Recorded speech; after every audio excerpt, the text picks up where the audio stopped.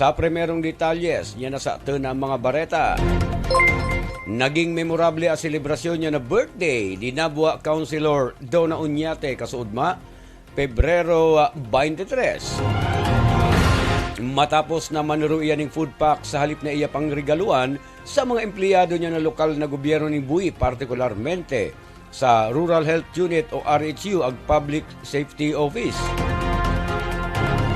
Sa entrevista niya na Buhi Magazine kay Konsehal Cathy Monte Martinez na amigang maray ni Uñate, sinabi niya din na 56 na food packs para sa RHU ag 40 man para sa PSO ay pinagheras ni Uñate sa aldaw mismo niya na sa kanyang kapamundagan.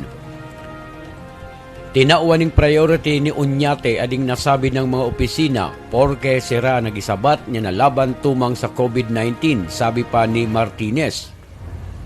Inibanan man si Uñate niya ng mga kaalyado niya ding lidere sa Buhi sa pamamayo ni Vice Mayor Joffred Balagot, kaiba si Konsehal Cathy Martinez, San Roque Punong Barangay Edme Salutza, ag si retired health worker Leti Moralde.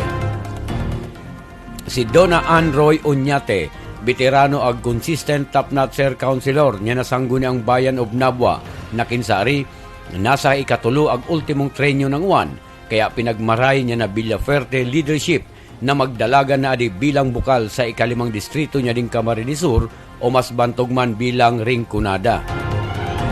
Sa presente, opisyal man si Uñate niya na Philippine Councilors League of the Philippines, Bicol and Camarines Sur Chapter.